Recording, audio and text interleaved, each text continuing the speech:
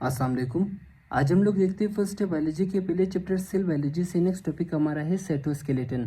अब love cytoskeleton में cyto का मतलब है सेल और स्केलेटन का मतलब है सपोर्टिंग सब्सटेंस, यानी कि कुछ ऐसे सब्सटेंस या स्ट्रक्चर्स जो कि हमारे सेल में मौजूद होते हैं और वो सेल को सपोर्ट कर रहे होते हैं, ऐसे स्ट्रक्चर्स को हम लोग साइटोस्केलेटन कहते हैं।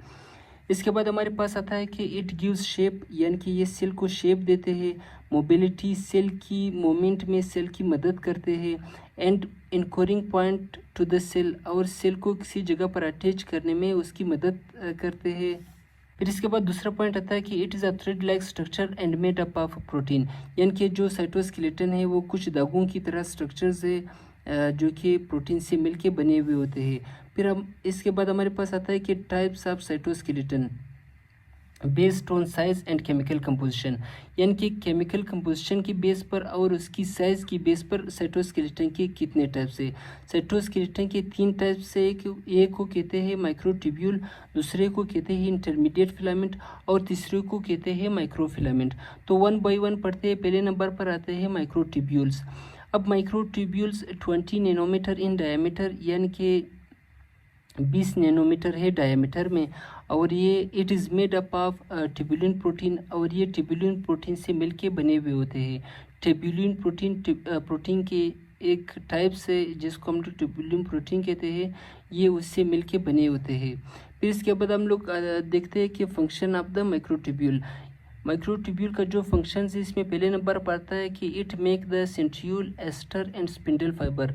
ये जो ब्लू कलर के इसको कहते हैं सेंट्रियोल, और ये जो पिंक कलर के इसको हम लोग कहते हैं स्पिंडल फाइबर, और ये जो छोटे छोटे दागेनुमा स्ट्रक्चर्स है इसको हम लोग कहते हैं एस्टर। ये तीनों सेल डिवीजन में मदद देते हैं, इसीलिए इसको कहते हैं कि means help in cell division, यानी कि ये सेल डिवीजन में मदद देते हैं।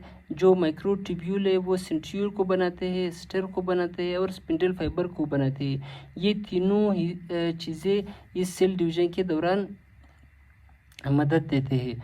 फिर इसके बाद दूसरे नंबर पर आता है कि also make the cilia and flagella, जो बाज़ सेल्स में मौजूद होते हैं, जो सेल की मूवमेंट में सेल की मदद करते हैं, जिसको हम लोग सिलिया फ्लैजेला कहते हैं, वो भी माइक्रोट्यूब्यूल से मिलके बने हुए होते हैं। फिर हमारे पास तीसरे नंबर पर आता है ट्रांसपोर्ट, यानी कि ये जो माइक्रोट्यूब्यूल है वो साइटोप्लाज्म में मौजूद होते हैं।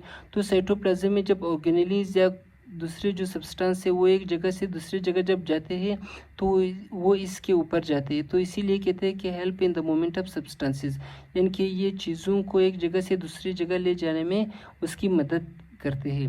फिर हमारे पास आता है साइक्लोसिस। अब साइक्लोसिस क्या है? जब साइटोप्लाज्म मूवमेंट कर रहा होता है, इस प्रोसेस को हम लोग साइक्लोसिस कहते हैं। तो cyclosis, the movement of the cytoplasm is called cyclosis. फिर दूसरे नंबर पर हमारे पास आता है इंटरमीडिएट फिलामेंट।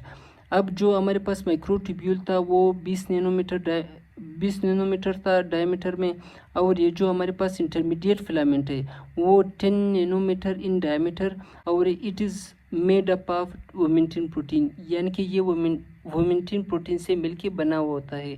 वोमेंटिन प्रोटीन भी प्रोटीन का एक टाइप है।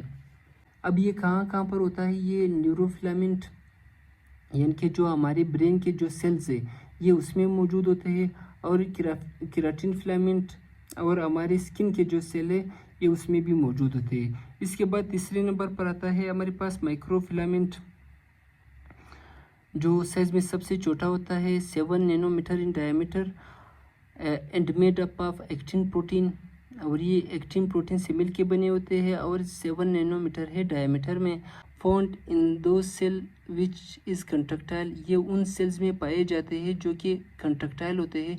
कंट्रक्टाइल का मतलब ये है कि जो कंट्रैक्ट होते हैं और रिलैक्स होते हैं, जैसा कि मसल्स के जो सेल्स हो गए,